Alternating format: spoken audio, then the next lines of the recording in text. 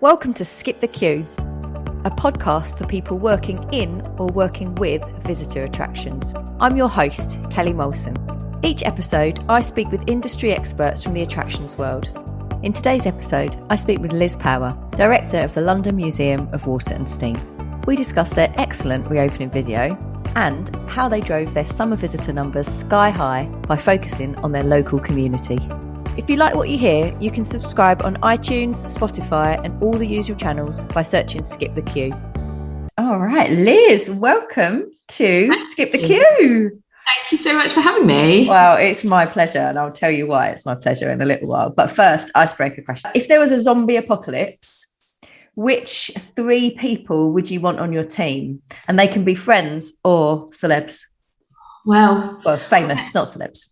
Well, see, for years and years, me and my husband had a zombie apocalypse plan when we lived over in Wimbledon, that we'd meet at the windmill on the common. And so we'd like, before we had children, we had this actual zombie apocalypse plan. Wow. So I think I'm going to take him because, he's in on the plan already. And I think it's completely rational to have a zombie apocalypse plan.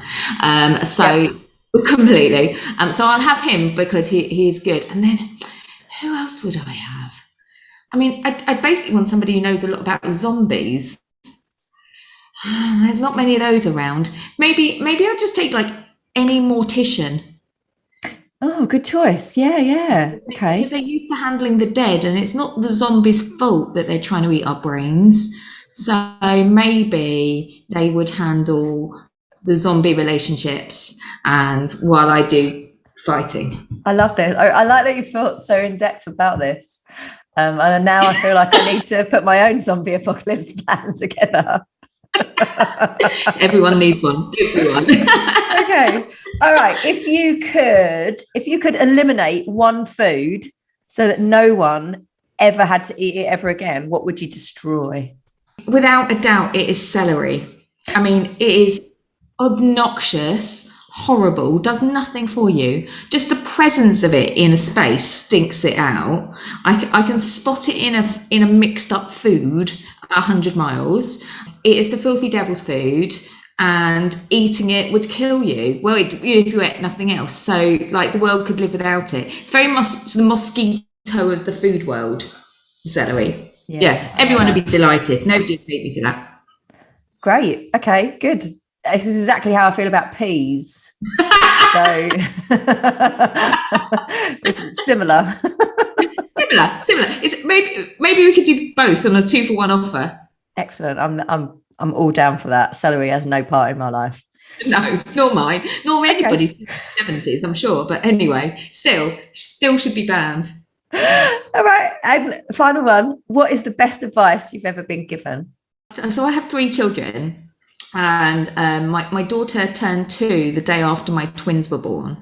It was unbelievable chaos for the last, for the last 8 years, to be honest. But particularly the first kind of 6 months. And at one point, I cried on a health visitor, and said, because they would just scream and hit, and it was they were such messy little creatures. And I said to her, was it ever going to be like this? Forever? This, had I ruined everyone's lives? Had I ruined my daughter's life by bringing these 2 horrible screaming babies into her world? And she said to me, they are learning about relationships in the safety of your love. Oh, that's lovely. And it's like the best bit of advice. And I probably reference it about, 3 times a week, because even though they're now, 10 and 8, my boys are 8, it's still chaotic, and it's still argumentative. And this morning they had an argument over jumpers. I mean, it is that, but they are going to just be the best humans. They're going to make the best friends. They're going to have the best relationships, because they're learning about that in complete safety. So that's what reassures me when it all goes horrifically wrong. Oh my God, that is so special. That's a really lovely gift that she gave you with that saying, isn't it? And I was at a very, very low point, and it was just gave me enough to keep going, that I hadn't ruined everything. Not that you can choose to have twins, but like it just felt like I'd just blown everything apart. But she was like, no, this is for their good. And it is for their good. Hats off to you, because I'm juggling a 4-month-old right now, and that's tough enough. So well done you. All right, what is your unpopular opinion? I've been thinking about this because I have so many opinions, but I tend to have a tendency to think I'm right, so I think they're all popular. But I thought of one particularly for museums. We have so many museums in this country that worries me. We just have so many, and I'm not sure that every single museum in the country is viable. So I think my unpopular opinion should be that if we're going to have to make choices about which museums we can sustain as a country, then we should make it purely based on which ones have mannequins or not, and get rid of every single mannequin museum. If you have a mannequin, I don't care how pretty it is, it must go. The things are terrifying, horrific. Maybe we'd have an amnesty and give everyone 12 months to get rid if they wanted. And then anybody who were like, no, my mannequin must stay, I'm like, I don't mind like a headless one to display clothing, but like the ones that are like, just like, like a kind of actual person, horrific. And when I worked at the Transport Museum, there was one, Transport Museum, I love it dearly, but they definitely have to close or get rid of the mannequins. There's one there that is actually modelled on Sam Mullins, the director. And so like, it's even more horrific. And then in their store in Acton, there's just trains full of random mannequins. I mean, it's horrible. Quite spooky having a mannequin of yourself, isn't it? That's a bit creepy. So, but where would all the mannequins go, though? There would just be like a landfill of like weird, creepy mannequins. No, we'd burn. Okay. Yeah, we'd burn. Yeah. And because we're, very industrious in museums, we'd probably sell tickets to the bonfire. We'd burn all the mannequins that are given over in the amnesty, and and the museums that don't comply, that is it. No more of your museum. You just have to be. Although I think that's probably going to turn out to be an incredibly popular opinion. I think it might as well. Let's find out, listeners. Can you let us know how you feel about the burning of the mannequins? I think it just feels right. I don't know how you'd object to it. It's so good. Also, let me know if you buy a ticket for that as well. I'm intrigued. I'll get that Arts Council application on the go right now.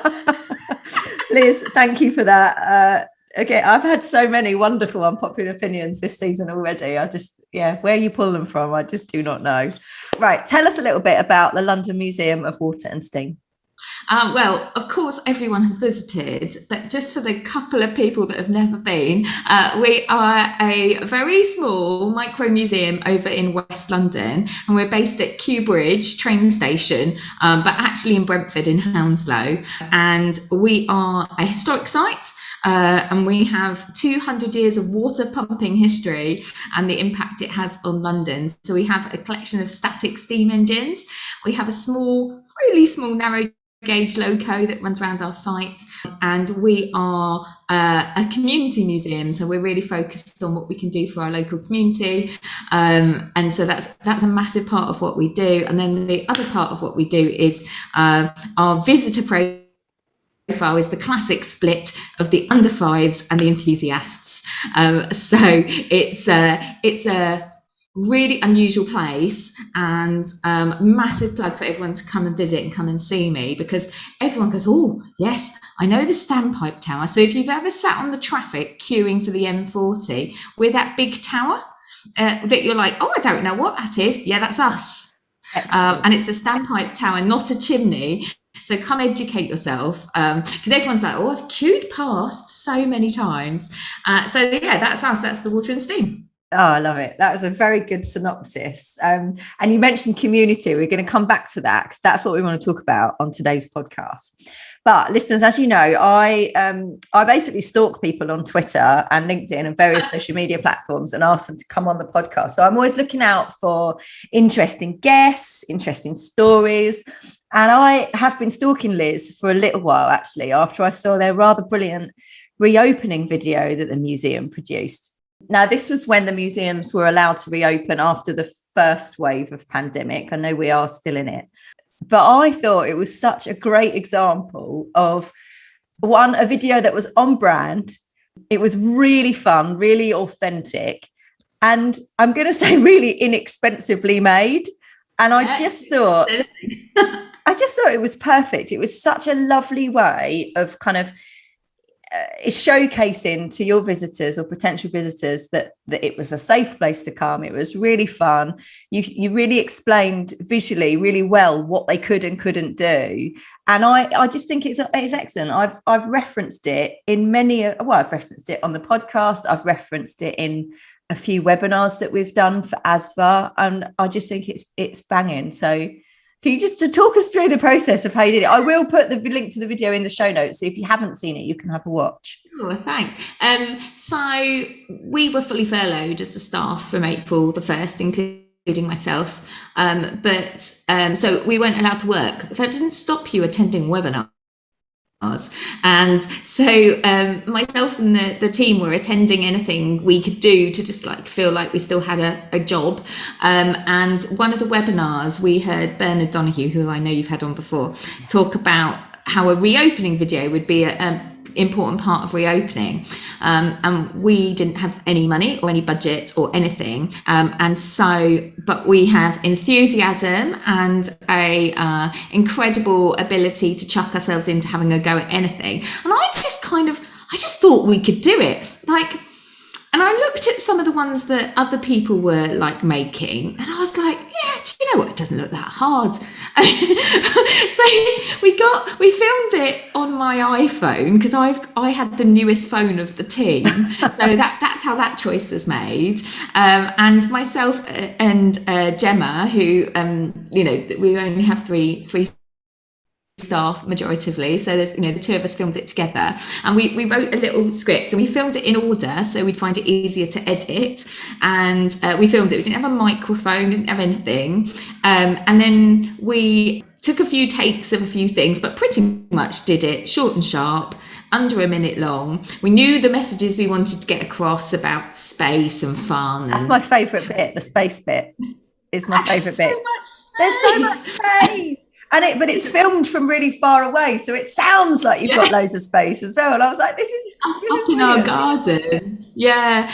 And then we used some free editing software to bring it together. And then my friend Vicky Pipe, who is the manager of the amazing Bow Street Police Museum, check that out, who's a brilliant editor. And she's Vicky Explores on Twitter, and she did a tighter edit for me and put some music over the top, and that was it. And then we did a really important thing, and I know this sounds silly, but I lost all sense of shame, and I set up a WhatsApp group which was absolutely everybody I knew who I thought would retweet it for me. And I sent out a WhatsApp group to them and said a message to them all saying, I really need your help. Good news, I'm not asking for money. All I'm asking for is a retweet. Can you retweet my video when I bring it out next week? And sent them a little preview. And then everyone did, and including the amazing Scummy Mummies who retweeted it for me, and they've got a massive following. And so it really got out into the world, which was fantastic. And anyway, so we loved it so much that we made another one for October when we reopened. So that was our outdoor spaces, when we reopened our indoor spaces, and this time I wrote to my kids to star in it, and we did exactly the same process. For us, it worked really well. Like when we had to close, all of our engagement with our audience had gone onto social media, and there was nothing else we could do. We were furloughed, we were really tired, but we have always been really open with our visitors and our community about who we are as an organisation, but also as individuals. So it's really not unusual for our social media to like feature us messing around, or us just talking about our lives, or like it's not my kid's first appearance. Like it is very much, in community work you have to give so you can receive, and it fitted our brand, because if we suddenly had come out with something that was so slick, they'd all gone, Well, they said they had no money. Well, we haven't got any money, so we have to film it like this. Like, it fits. Like, this is us. This is me and Gemma. We're the people you will meet. And so it just, in every way, it fitted what we did, and it was so well received. And it really held its own against people who spent a lot of money on theirs. And we spent, for the record, nothing. Amazing. Yeah, and I love that. And I think that's part of, you know, seeing the pandemic has forced people to be more innovative and be more creative with the budget that they've got, which was zero, and to do things like this. And I think one of the nice things that you mentioned is about, you know, you were in it and your children were in it. And it was, you know, it was the people that, if people are going to visit, they're going to meet those people. And that brings me back to that community aspect that I want to talk about, because you've had a really, really successful summer. And this was something that I saw on Twitter a little while ago. So you posted, and again, I'll reference this in the show notes, but you posted up a graph, and it said, your tweet said, the grey are the numbers we expected, yellow is what we had before, and blue is what we got. And basically the numbers were phenomenal. They were far over what you were predicting, like far over. Yeah. And you said this had all come about because you'd focused on your local community. I want to know what you did. Yeah. So you've got your summer 2021 results are pretty phenomenal. Talk us through how you got them, because they were so much better than what you expected. So much better. And I just want to say that halfway through the summer, I had failed the basic mantra of know your numbers and was in the pit of despair, unknowing if we were doing well or not. And then I was like, actually, Power, sort yourself out, just count the numbers up and have a look. And we were doing so well. So we had forecast that we would get 25% of our normal visitor numbers. Now, for a sense of scale, we are tiny. So if we get over 200 visitors, we're emergency going to Sainsbury's to get more loo roll. Just to give you a sense of scale. But we had forecast 25%, and we were smashing it, absolutely smashing it. We are very lucky in Brentford where we sit. We're surrounded by people. So we're overlooked by this, the Brentford Towers housing estate, which is high-rise accommodation, high density. And then we have new build flats all the way around us. And that's why in the summer of 21, we had, in summer of 20, we had decided to open this outdoor space because, to be brutally honest, nobody needed a static steam engine at that point in their life. Did they need a place to play with their kids? Absolutely. So we did that instead. And so when it came to this summer, what we really wanted to do was kind of take that same approach and feel and bring it into the museum, and just like to all the new people we met last summer, to all the new people we've met since we reopened in May, like come to the museum and just, we want it treated like a park. We want people to feel like they can come time and time again, have a play, that kind of feel. So when we had opened, I don't know what you call the October opening, almost open. When we'd almost opened in October and done the half term, and then again when we reopened in May, the first thing we did before we let the public in is have a week of community opening, where we invited all of our local community groups in to have the space for themselves, get them back through the door, just kind of build up those relationships. And we'd had some funding from the council over the autumn of 21 for a project we called Sharing Spaces. Sounds really posh, but what they actually did was pay for a duty manager and a cleaner so that we could open the museum, not for the public, but for community work, because we were a large space. And so, you know, we were ventilated and groups could meet inside, and particularly for the local communities work we do with people with autism, like having a regular meeting place had been really important. So it started to kind of snowball all of this work we were doing in the local community, you know, being helpful. Helpful is one of our museum values. And so we're like, right, what would be helpful to do now? Well, again, still nobody needs a static pumping engine, but they do need a place to come and do a regular craft group or whatever it is. So we had carried on this mantra, and then we've closed again and gone into that really long lockdown. And then with help from the Cultural Recovery Fund, we'd been able to open up in May. And it again focus on the community groups. What can we do that is helpful?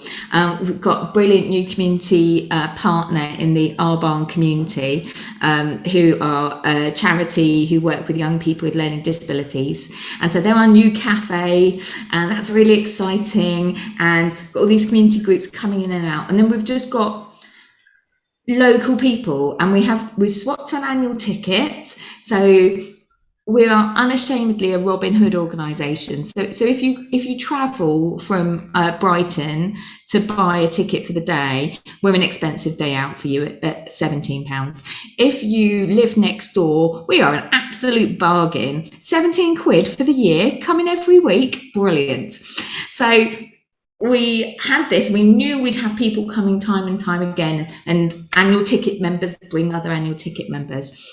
And then we knew we couldn't do 7 days a week. We didn't have the staff. So we consolidated down to 5 days a week. And still at 5 days a week, we beat what we had done in 2019. Wow. It was just local people, because we know them and we see them and we chat to them, and they, you know, help us find the leak buckets when the roof rains, and they say things like, "Are you doing that story again, Liz?" And you're like, "Oh, yes, I'm doing that story again." You know, so we put together a simple program that we felt was manageable and deliverable. We had a good summer. But local people had built this relationship with us, which meant that they knew what they were getting. They know the approach they're getting. We're a friendly place. You really can't go far wrong. Like, you know, of course you can touch something. You're going to get covered in oil, but help yourself. Like, come in the water play. Just come and sit and chill. Like, you walk a coffee through our museums. Absolutely fine. We want to be that kind of relaxed environment, and that's just what people needed this summer. We just got it just right for our local people. And I think we've done a lot of listening and a lot of thinking about them, and also a lot of reflecting on our own lives. Like, what do we want this summer? Now, I certainly didn't want anything too intense. I wanted a chilled place that made me feel safe and relaxed and happy, and that didn't have to go too far. And so that's what we provided for a lot of people in Brentford. So how did you get the word out? So did you use a mix? I mean, you've obviously got quite a tight-knit community around you anyway. So you've got people that would come back and visit regularly, and they're going to spread the word organically for you. Is that what happened, or did you go to any other lengths? So did you invest in digital, for example? Did you go do any online campaigns, or did you do any flyer drop-in? Or so no, so the Culture Recovery Fund money obviously was only for the 3 months, and it ran out before the summer holiday.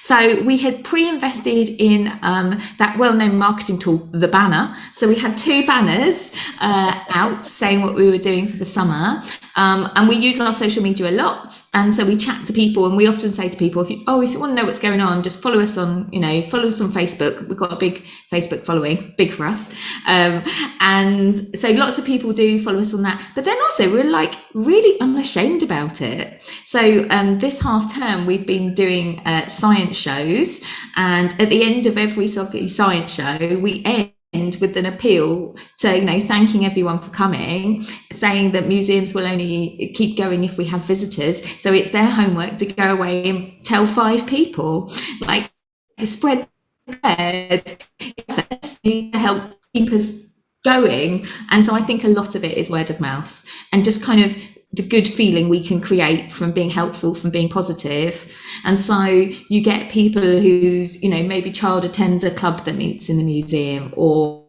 you know, maybe they're a carer to somebody, one of the young people who does their voluntary work in the cafe, or, you know, that kind of good atmosphere. And then that's it. So we didn't have any money for any new marketing or leaflets or anything like that. So it's simple at the moment until we build our income back up, and are able to put a bit more money behind it. That's phenomenal. To have achieved those kind of visitor numbers without actually any additional spend is pretty impressive.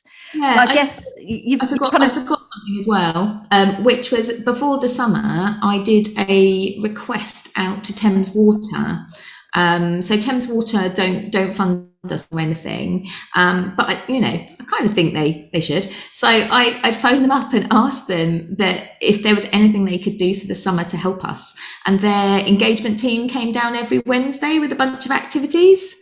And so we were able to have additional programming for no additional cost. That's so excellent. if in doubt, ask. Yeah, and that came out of I was at was it training or networking or something, and somebody said, if you need help, ask for help. And I was like, we need help. We need help to put on programming for this summer. Let me ask, and they said yes. That's phenomenal. So actually, a big part of it is finding new partners to support you. So it's not just about relying on the general public to spread the word. That's one part of it, but the other channel is actually, if we look at the community and we look at partners that can come and support us, that's another way of developing. Because are you getting new people coming through the door as well? So you talked a lot about your annual visitors, but are you getting new visitors? You can see that split.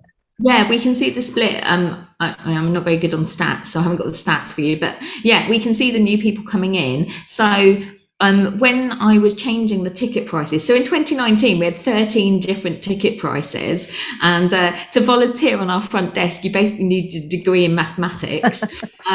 So we simplified it, and we now have the classic 2 ticket prices, adults and concessions, and we made all kids go free because it's such a good line. And I worked out when I was doing I was kind of doing the calculations for that ticket change about the percentage of new tickets that we would have coming through the door.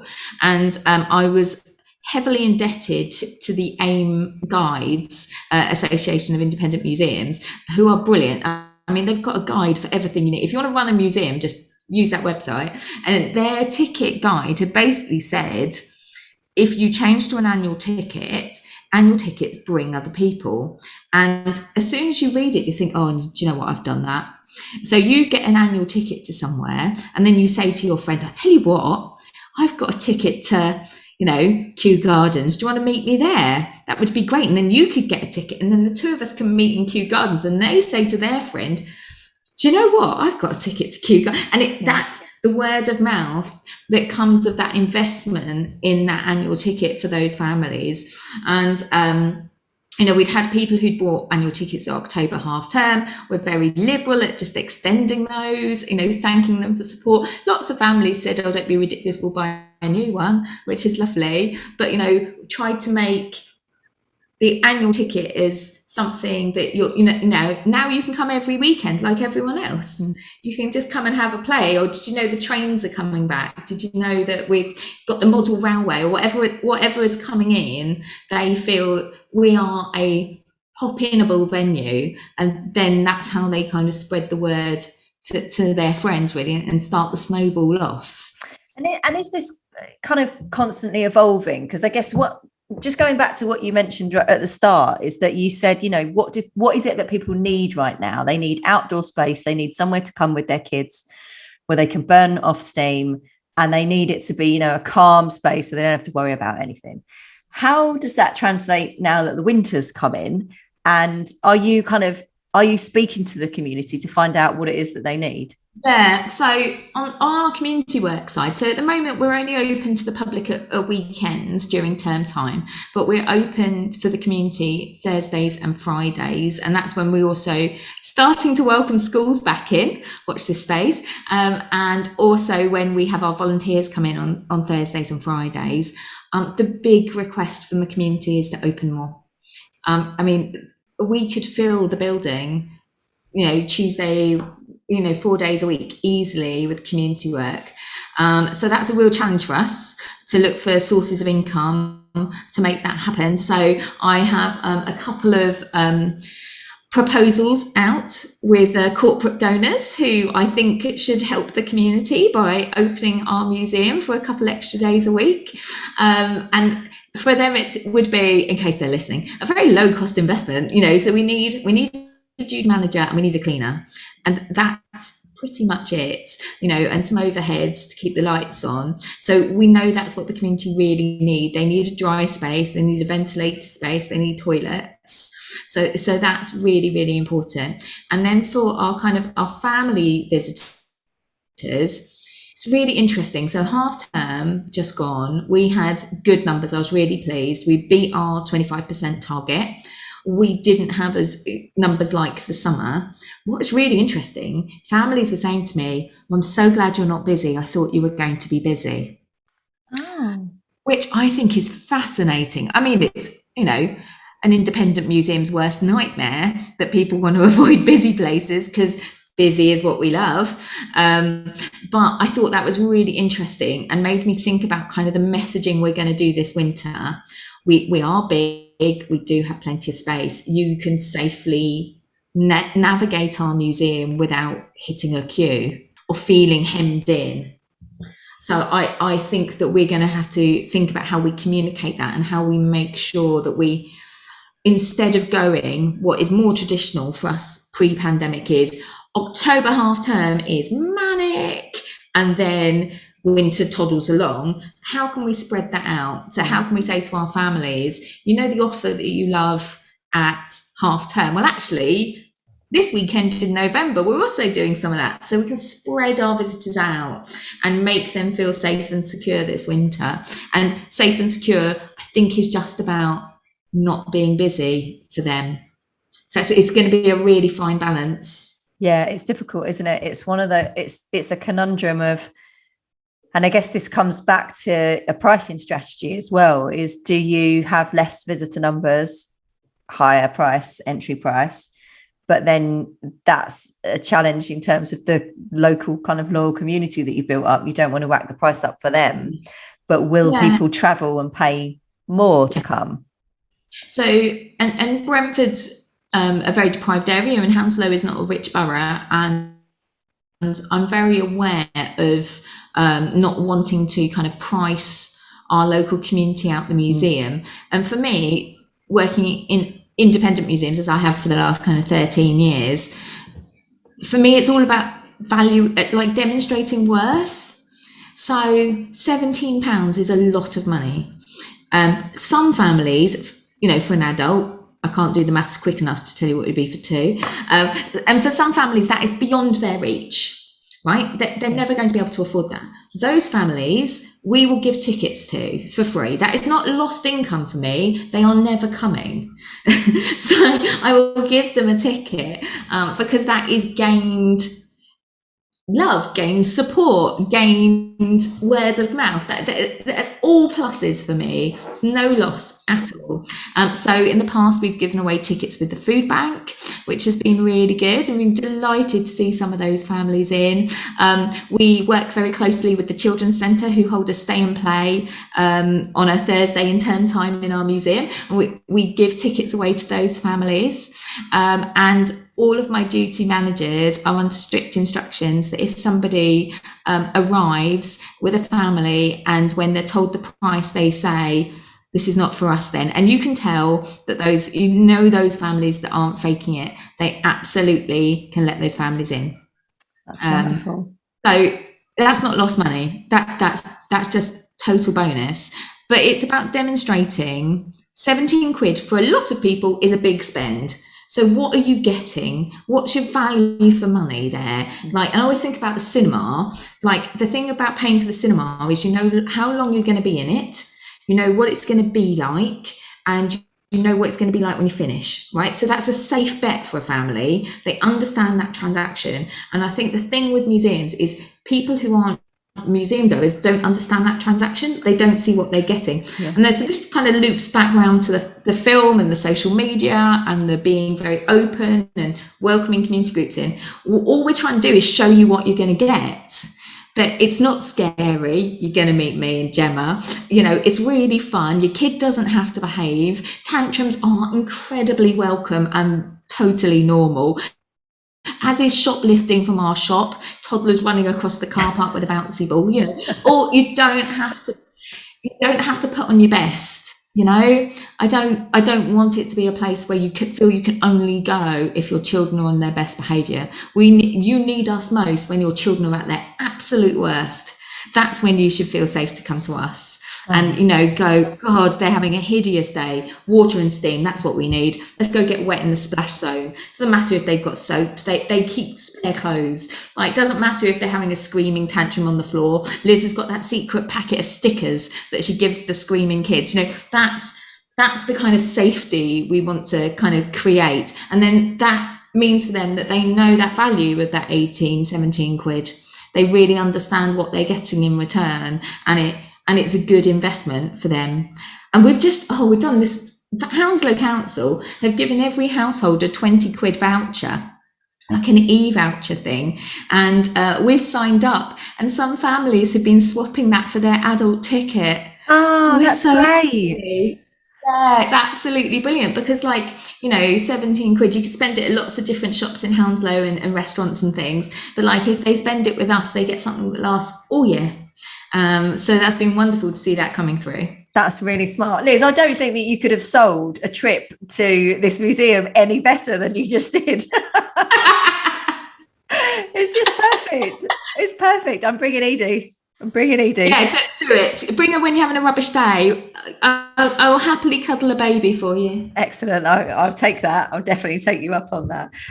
Liz, what is next for the museum? So we talked a little bit about how your offering is going to change slightly, and that obviously there is still a nervousness from people, and they want to know that they're going to have enough space and be safe over the summer months. We've got to work out how to grow. Okay, so we've luckily not had to make anyone redundant, but we haven't replaced anyone who's left. And so I think we've kind of been in survival mode quite a long way. But I wrote a business plan in 2019, and I've got to trash it because we've leapt so far forward and everything we wanted to do. So that's fantastic news. So there's a bit of kind of structural replanning that needs to happen, thinking about, you know, our business plan going forward, and then how do we grow back to where we were? Like, how do we get back to the staffing levels, and then how can we do more for our community? So we're just about to advertise for a volunteer coordinator part-time, if you'd like to come and work with me. So that is going to be a really big thing for us, and we need to build our volunteer team back. That's incredibly important. We have started a year's worth of work working on young volunteering, young people who are long-term NEET, volunteering the museum. So I'm just trying to explore every version of volunteering possible, because I think we're a fantastic resource for skills and all the rest of it. I'm having conversations with all sorts of people that might be able to, you know, make volunteering look different for us. So that's really exciting. And then we're again thinking about what our community needs. So I want to do some work on our outdoor spaces, which are before the pay line. So we're very lucky. We've got a beautiful garden with like frogs and a playhouse and more children's watering cans than you've ever seen. But there's a space at the back that I'm hoping that I am going to be able to redevelop into a wild play space that could be used by the local community for wild play in Forest School, something that's kind of lacking in Brentford. I'd like to get open more, because I think we need to be doing more community work. So again, as you can see, these things are about kind of what can we look for funding to take our work forward, and while maintaining our core work of the work we do with communities and the work we do with our kind of our visitors who come in all the time. So slowly nudging forward, and always just being really honest with people about where we are, and just explaining, you know, we can't do everything, and the things we can't do, explain why we can't do them, and then just the things we can do, being enthusiastic and going for it. And we try to have an attitude of promising to everyone that we'll say no if we can't do something, because in some cultures saying no is perceived as incredibly rude, so people don't ask because they're worried they're going to put a burden on you. And so we want to have the opposite. So we operate on a promise to say no, so you may as well ask, because, you know, I'm not going to feel I have to do something. So kind of continuing to listen and respond to the community, and just try to be the most helpful, responsive, reactive museum we can, and get our reaccreditation. So, you know, just a couple of things. I mean, that's not a short list by any means, is it, Liz? So what we really need is those corporate sponsors to get their wallets out, get their purses out, and spend some money.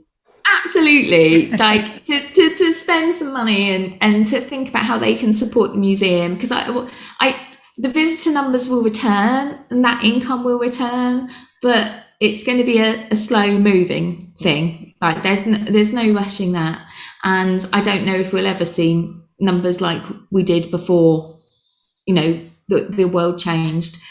So this is time to think differently and think a bit laterally about how can we still achieve what we want to achieve. And, it might work, might not work, but at least I'm going to try. I'm going to try everything. Yeah, Liz, I've really loved speaking to you about this, because you can see, when you talk, you can see the enthusiasm that comes through you. So I just think it would be great. I definitely am going to come and visit, because it would be so lovely to meet you in person, because you the museum just is you just glow and you talk about it. It's really lovely.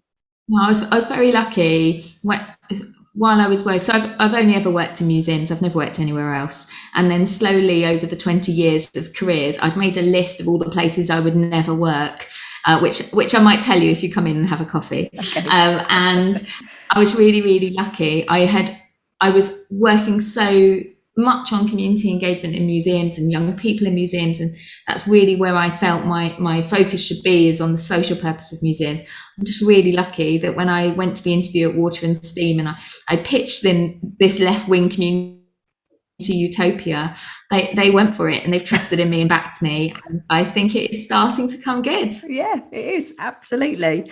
Right, so something else that I want to discuss with you now. This is the time in the podcast where I normally ask our guests to give a book recommendation, so something that they love, something that they've maybe has helped shape their career.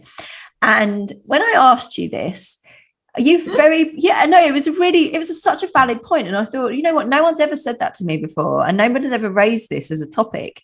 But you basically said that books, they're not at the top of your list of things to do because you have dyslexia. So yes. Let's talk about how the museum and cultural world is extremely academic. How do you deal with this? What's your strategies? I mean, it's super academic, isn't it? And I've got like a terrible degree in drama. So I can be a tree, but that's kind of where my academia ends. And as I made my way through my career, I was very aware that, goodness, people are clever, aren't they? And they've done all sorts of qualifications and all the rest of it. And my idea of hell is doing an MA sounds horrific. Same. Degree in drama was bad enough. I can't. I'm not a studier. I hate it. Like the day I worked my first job, which is at Buckingham Palace, I worked in the security team. I literally was like, "Oh, I'm a worker bee. I'm happy. I don't want to study. I just want to work." And so it's not been easy, because there is this presumption that you come with this academic background and that you will gain your knowledge about the sector from reading and absorbing this. So I could read a textbook on museum practice. I am not going to remember it. I'm not going to be able to take it in, and I won't understand the majority of the words. So my reading and writing age is about that of a 12-year-old. And that is not what museum books are written for. Although I am excellent at editing text for exhibitions, because 12 is what we should all aim for. Yeah. So I'm not a natural museum person like that. I also don't particularly like exhibitions, because I find reading hard. And so why would I choose to do that stood up? I mean, like if I'm going to read, and I do read for pleasure, I will be sat somewhere snugly, and so I can give my full concentration to it. Certainly not in a room with other people stood looking at a wall. So accessing kind of information throughout my career has kind of come from two places. First of all, being brutally honest about my abilities and my limitations. So my dyslexia affects my short-term memory. It affects my processing skills. It obviously affects my reading and writing skills. If I have to read something, then I need to kind of set aside time to actually do that and be in the right environment to make myself read it. So my own learning has mainly come from people. I mean, the best source of learning they are the people that write the books after all. So just go talk to the person, skip out the middle page. So I've done a lot of kind of following and networking and chatting to people. I've worked with some extraordinary people and been so lucky to manage some brilliant people who have really challenged me in what I think and do. And if I'm able to kind of share how I need to work. So if you're going to be managed by me, this is what you need to know. If I'm going to report to you, I mean, my poor trustees, what a learning curve. This is how this information will be coming to you. And best of luck deciphering this. So I do written reports, but they will quite often say, well, we'll have a verbal report on that, and we'll have a verbal report on that. And we only do kind of one basic written report for like our board meetings. And that's majoritively kind of bullet points and things like that. So they kind of adapted to my issues. But the massive plus side, and the reason I wouldn't turn off my dyslexia, even if I could, is so you choose me to be part of the team. You get all that hard work, but you also get an incredible dyslexic superpower, which is that I can see something complete. Like I can see what water and steam will be. Not might be, not could be, but will absolutely be. I can see the people walking through the door. I can see the interactions. And then what I can do once I can see something, I can take it apart and work out how to get there. And I didn't realise this was a superpower until a former line manager said to me once, oh, you have 3 good ideas a year, Liz, and that's what we keep you around for. I said, oh, yeah, I do actually.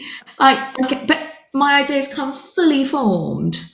And that's really unusual to go, I have a fully formed vision of this. And I woke up the other day and I had a fully formed vision of how I would revolutionise sports engagement for the under 16s. I mean, God's sake. Is there nothing that you can't do, Liz? No, well, I'm not going to do it. But I was like, seriously, brain, could you just switch off? So that's the plus side of my dyslexia, is that I see things in a very different way to a lot of people.